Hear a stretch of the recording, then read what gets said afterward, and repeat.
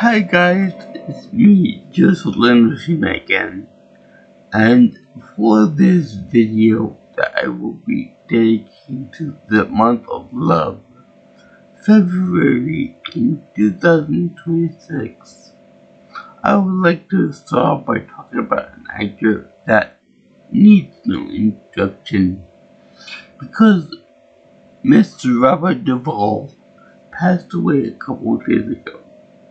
And I just found out about on Wednesday. And, yeah, he was a legend. He was a great actor. He'd been in so many things before, including The Godfather. I think he was in The Invasion of the Body Snatchers. Apocalypse Now he was in, as well as, a few episodes of the Twilight Zone series, the all black and white one.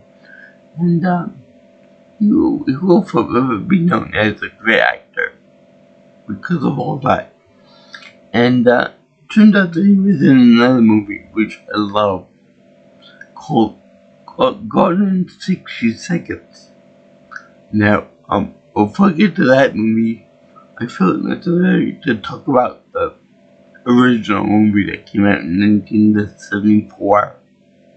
Now, he was in the one that was in the 2001, the 2000 movie, and my father was like, I didn't know that they made an original movie of that. And yeah, they did. You should know about it because you were fresh out of high school at that point in time, so you should know it. And you're very much into cars and all this other stuff, so you should know about it. You probably saw it, but forgot about it. But anyway, this movie is really special because of a few things. Because it was one of the first ones of its kind, and second of all, because the director kind of made this movie on the cheap, in that when he made the movie, he made it without any regulations or without any type of safety precautions or anything toward the actors involved, and toward any street regulations that need to be made. So, I guess in Hollywood, that's a big no-no, and they came down hard on him for that. But it was still a very good movie. There was a real sense of danger involved, and I like danger. I laugh in the face of danger. Ha ha ha. So anyway, this movie, if you're familiar with the 2000 version, you know the basic format.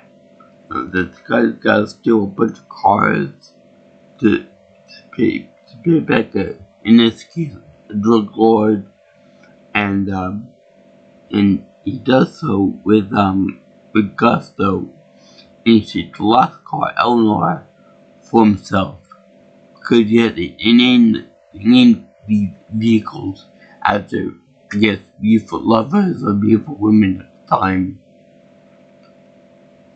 that they knew personally, but the fact that he wants to go out to this car himself signifies a kind of personal attachment to it. But anyway, this guy named the HB Halicki. Sounds almost perverted, that name, but Halicki plays a character named Mandarin Paste. Like it, but he's very good in the role,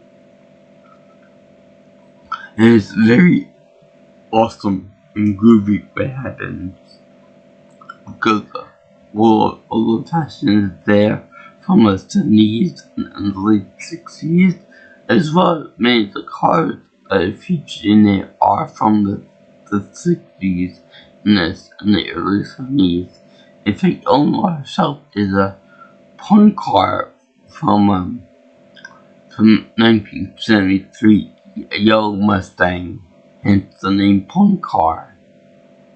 And yeah, the ending is quite funny. So anyway, this Lord wants these cars, and he wants pronto, and I think it's 98 cars. Yeah, it's definitely more than 50 from the other movie. But kind of go about all wrong, kind of rushed. It probably could keep the budget low, but there's no scouting of cars. There's no scouting for locations of these phone points for these cars, and there's no I mean, for Christ's sake, they steal these cars in broad daylight. Like, right in the middle of daylight. And that one guy even steals little cars right from the person that owned it. Kinda like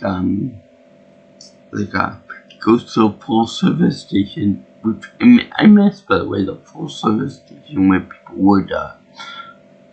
would go over and fill your gas tank up, watch your windshield, watch your rear window, make sure you got enough air in the tires and all, etc., oil changes, all that other fun stuff that most people don't want to get involved with.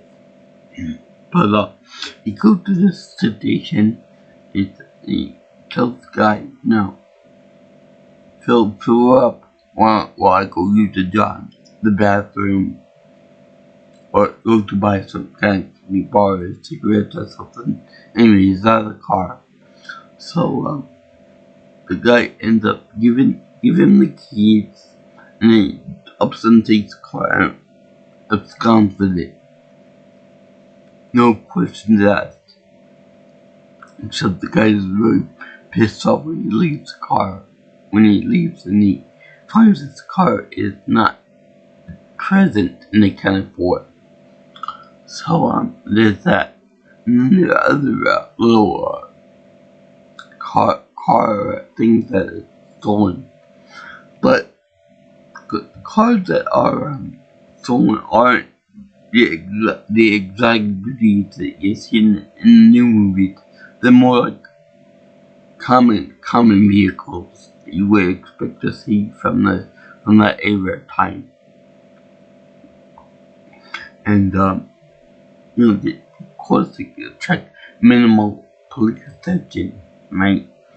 And I don't know if they're destroyed in the end or if they're not, but yeah, I the scene of a car crusher.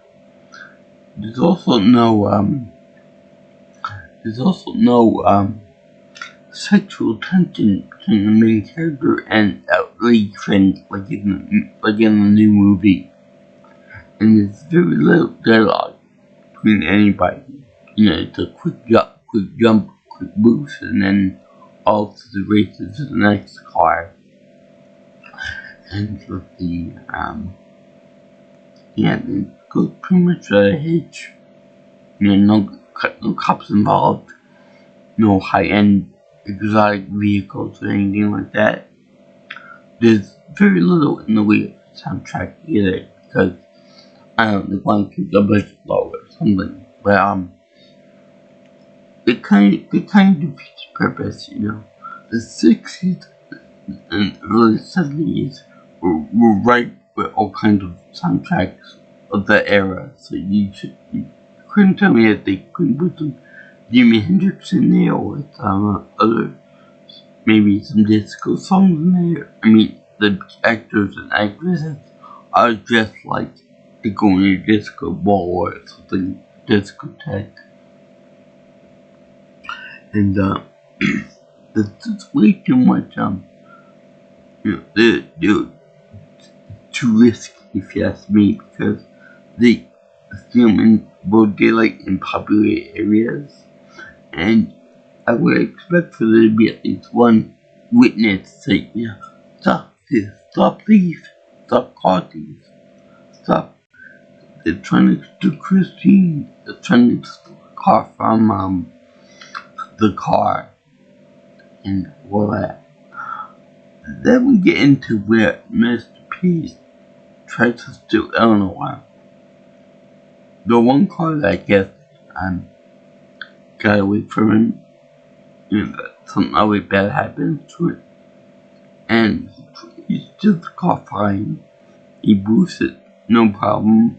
But then the cops get wind of him, and then for like half the movie, or 1/3 of the movie, one big giant car chase between the cops and Eleanor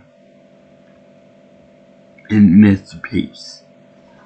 And it's kind of weird because the police in this movie are kind of absurdly stupid, in the same vein as, say, it were Blues Brothers and Blues Brothers 2000, and that they, by the end of the movie, they end up sending the entire police force after him after it gets like 5 stars. Person in the army will go after him. So anyway, he's driving around, making them look like complete monkeys behind the wheel of the squad cars. And it's just so funny, they go over jumps, they go over everything else. And it's funny because they do like slow motion over the hills. And it's very funny because it did so happen in real life, which it's very much was in real life. And the car were to hit were to land that one of the big jumps, that car would be able to drive again. That jump would probably ruin the axle or the suspension, or maybe even bend the main chassis. There'd be no way in hell that they could be drivable again, let alone at least chase-worthy vehicle. But he ends up taking the police for a ride, and it's very funny. It kind of reminds me of what you would see on America's Deadliest Police Chases, with the absurd vehicles and everything. Suddenly he started talking, making little clowns behind the wheel of the vehicles, and he goes into a gas station, a car wash actually, with the car that's all dented and busted and all kinds of dirty and that kind of thing. So it's kind of identifiable. So a police car zooms by and he says, "We got the suspect right here in the car wash over here. You could apply that." The car wash just goes on to it too, from Shark Tale. But I believe that came out in the 72, I believe, the original. I forgot what, but anyway. Would you believe that next, in the same parking lot, they have the same car, the exact same car, the 73 Mustang car, hardtop, that's not convertible, and it's driven by a woman. So something happens, and I guess he gets the keys to her car, and then he puts on the disguise, and it drives off, so nothing happened. Meanwhile, she's stuck with the car that every cop wants in a 3-mile radius. So she gets busted, and he goes away scot-free. And we never actually see what happens to the car. Is the drug dealer happy? Does it get what it wants? Or does the guy Mandarin end up running away with the car, his dream vehicle, that he just spent God knows how much manpower and resources getting away from the cops. So anyway, the fact that they don't answer these questions kind of kind of annoying that they left it open like that. And we don't actually see any big threat. It's just that this drug lord wants the car. That's it. Maybe to smuggle other drugs into the country. Maybe to have like a garage that rivals with Jay Leno or whatever. But we never actually told why he wants his cars. Just I want them. That's it. I don't want them. You better give me what else. And so here, there's no interesting characters besides the main character, the expert driver, which makes again the police look complete assholes, especially when they drive into trailers and all that, and other obstacles. These professional drivers who are in the police force. I'm kind of tired of having movies where the bad guys are the only one that are professional drivers. You would think that the police in, I think it's LA or something like that, should be on top tier on the driving order. So yeah, that, and the fact that he just happened to find a perfect match for his original Eleanor. He needs Eleanor with the sleeve. Let her hold the bag to blame about them doing about bringing all this police attention on her. Poor lady. And that's it. At the end of the movie, he did all the credits with him escaping, got scot-free, and that's all he wrote. So yeah, I like this movie. I like this movie because it's a good car genre movie. Good these movies. I just wish that they had no character in it, like Saints, Sway, and Robert Duvall, that mastery character. It's the trend to imply that maybe Duvall character in the new movie was the son, or maybe it was replaced from the original movie, because the age kind of lines up perfectly on that. Also, it's because that woman from Titanic too, Rose's mother, I believe, in a new one. So yeah, I guess I think there was a jump scene in the movie too, but it was unregulated and it was nowhere near the same length as what you saw in the more modern take of the movie. So yeah, I enjoyed this movie, and I thank you for watching my review of Gone in 60 Seconds, the original 1974 movie. It was a good first outing for this, I guess, franchise, even though it's not really a franchise, it's a duology of a remake and an original. And I enjoyed the movie a lot. There's so many muscle cars and it's crazy. Cars are fun to watch.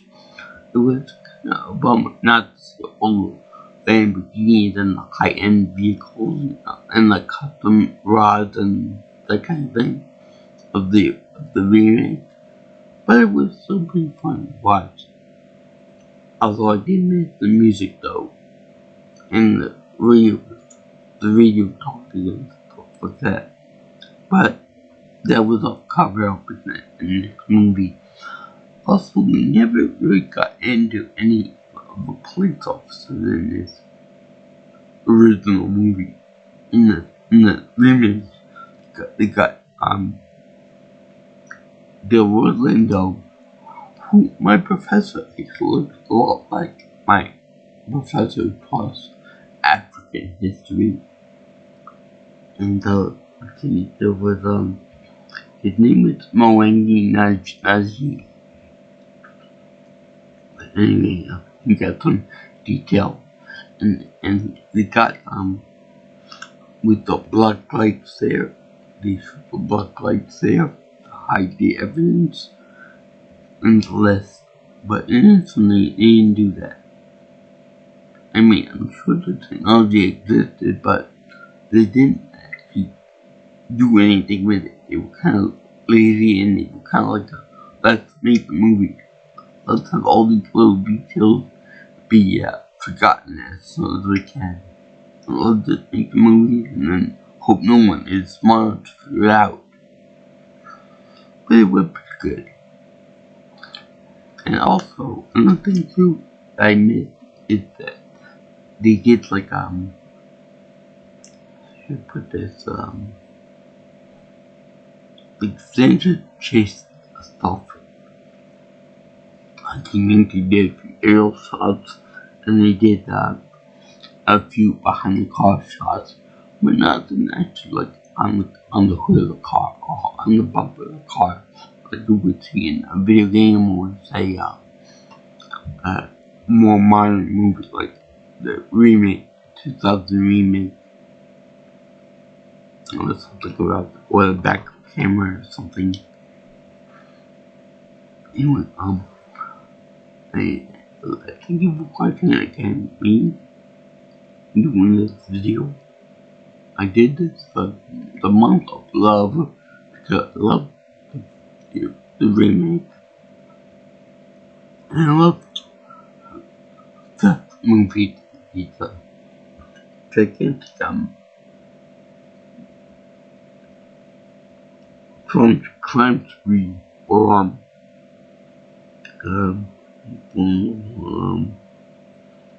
crime spree or these master thief movies. I don't know the genre for that.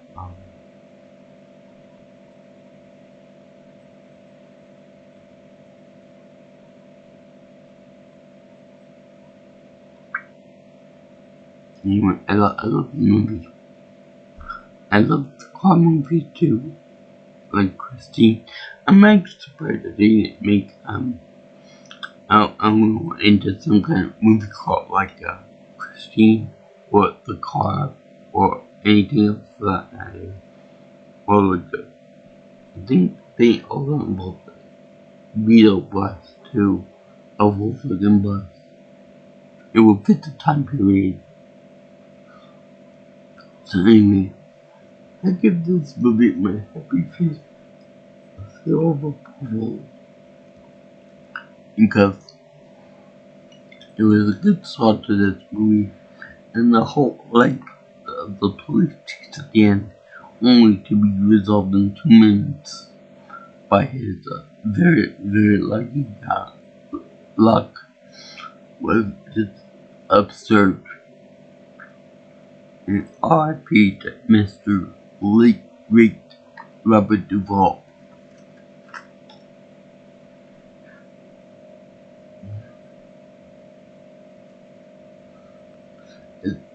So if I was free on YouTube, I'll put the link for it in the description below. But don't expect any big grand heist movie to take troops and stuff. This is the bare minimum. Probably would slow and keep everything swimming pretty relatively quickly. So yeah, if you like what you see here, you can like, comment, share, and subscribe to this channel. You can also contact me for future information on my other videos by calling or texting me at 631-707-3707. And if you like, you can also follow me on Twitter or X at PNelsonPro. Also, you can get my email at jjvisions@gmail.com. There's also these grand heist movies, car movies. I'm glad that because this guy made the movie on a cheap and without consideration for regulations or for any safety precautions or whatever, that when they made other movies like it afterwards, they went by the book on the they changed the regulations on movies like this so that they would give more care to the street protections and street laws and all that. So it improved the it improved the movie for future generations, the movie making business. Kind of like the Titanic, when that was a disaster and stuff. It improved regulations and laws to prevent other disasters like it from happening. Although thankfully no one actually got injured or seriously hurt from that movie. There might have been some here and there, but it was like a big major thing. Anyway, peace out my brothers and sisters. I'll see you in the next video, all you girls and guys in internet land.